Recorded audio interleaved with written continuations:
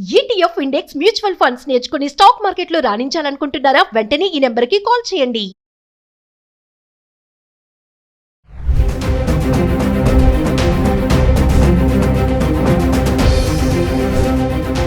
Suman TV ప్రేక్షకులకు నమస్కారం. నేను మందడి కృష్ణారెడ్డి, ఎనలిస్ట్ని. అయాన్ అనేటువంటి ఒక యువకుడు, 16 ఏళ్లు కూడా నిండినటువంటి యువకుడు ప్రేమ పేరుతో బలైపోయాడు. ఎంత దారుణమైన విషయం ఇదంటే, 10th క్లాస్ ఇప్పుడిప్పుడే పూర్తి చేసుకుని బయటికి వచ్చి ఇంటి పరిస్థితులు బాగలేకపోవడం వల్ల ఒక క్యాటరింగ్ సెక్షన్లో పనిచేసుకుంటూ, తండ్రి వాచ్మెన్ గా ఉన్నాడు. పేద కుటుంబంలో ఉన్నవాళ్ళు ప్రగతి నగర్ ప్రాంతంలో జీవించేటువంటి వీళ్ళు ఈ అయాన్ అబ్బాయికి మరి ఒక అమ్మాయితో చిట్ చాట్ స్టార్ట్ అయింది. ఈ చాటింగ్ పెరిగి ప్రేమ వ్యవహారం దాకా వచ్చింది.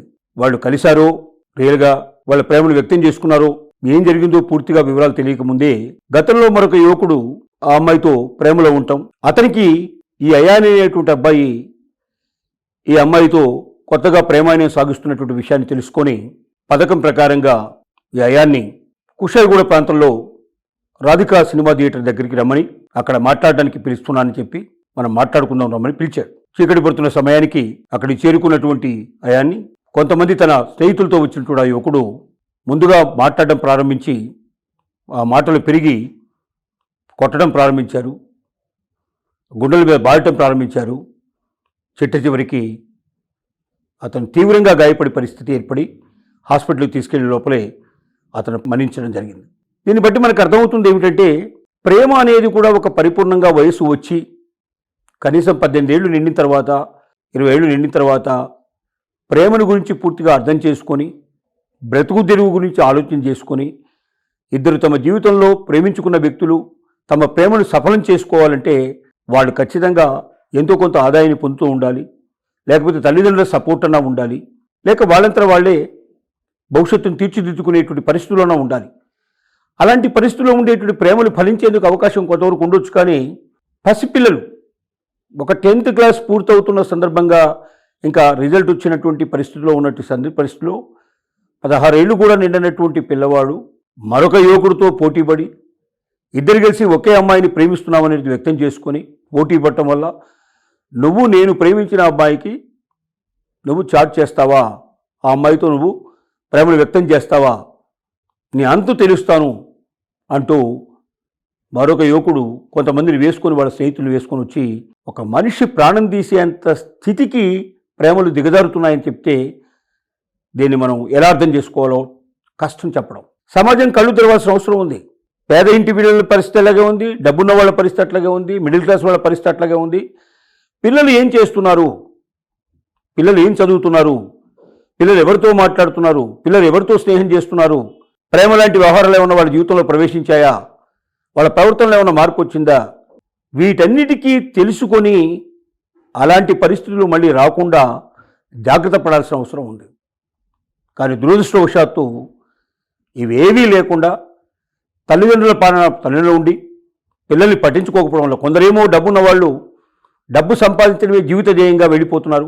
ఇంట్లో లేడీస్ అయితే కొంతమంది టీవీ ఛానల్స్కు అతుకుపోయేటట్టు వాళ్ళు ఉన్నారు, మరికొంతమంది షాపింగ్ల పేరుతో దేశానంతా చుట్టేవాళ్ళు ఉన్నారు, ఇంకొంతమంది క్లబ్బుల పేరుతో విలాసమైన జీవితానికి, పబ్బులు క్లబ్బులకు జీవితానికి అంకితం చేసేవాళ్ళు ఉన్నారు.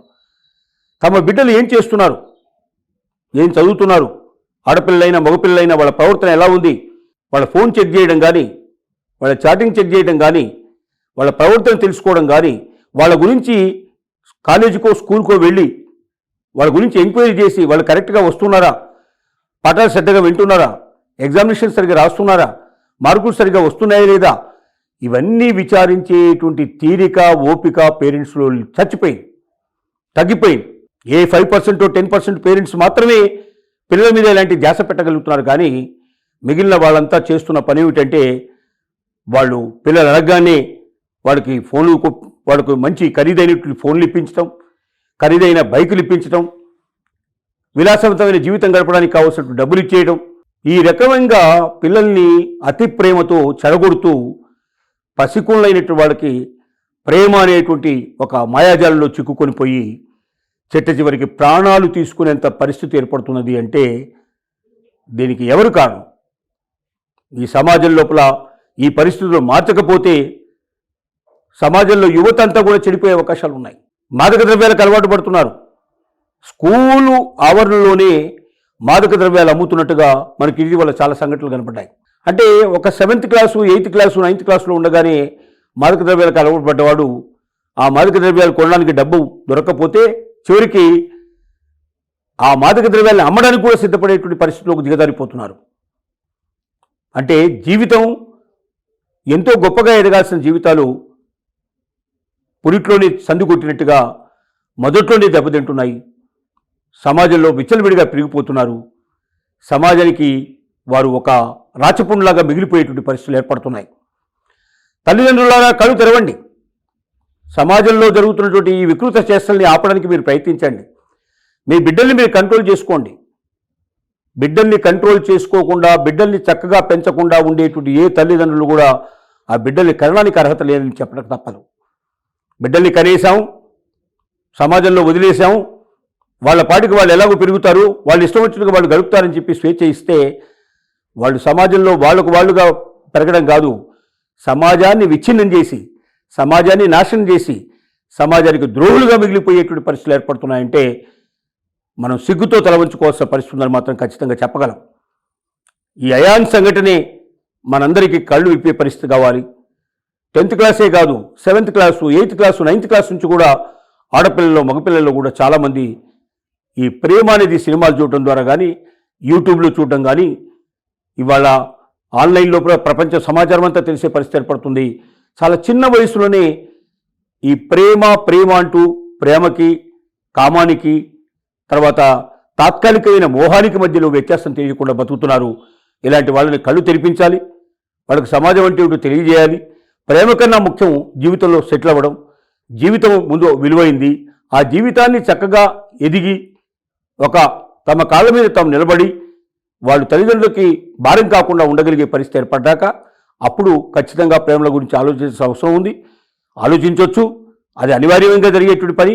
కానీ చదువుకోవాల్సిన వయసులో, సమాజం గురించి తెలుసుకోవాల్సిన వయసులో, ప్రపంచాన్ని గురించి నేర్చుకోవాల్సిన వయసులో, విజ్ఞానాన్ని తెలుసుకోవాల్సిన వయసులో అక్కడే వాళ్ళు ప్రేమ అనేటువంటిది మొత్తం మాయాజాలంలో పడి మొత్తం జీవితాన్ని అంతా నాశనం చేసుకుంటున్నారు. కాబట్టి తల్లిదండ్రులారా జాగ్రత్త పడండి. మీ పిల్లల పెంపకంలో మార్పు తీసుకొచ్చుకోండి. పిల్లల్ని సంరక్షించుకోండి. వాళ్ళ జీవితాలు నాశనం కాకుండా కాపాడండి. వాళ్ళ ద్వారా సమాజం కూడా నాశనం కాకుండా కాపాడమని తల్లిదండ్రులందరికీ విజ్ఞప్తి చేస్తూ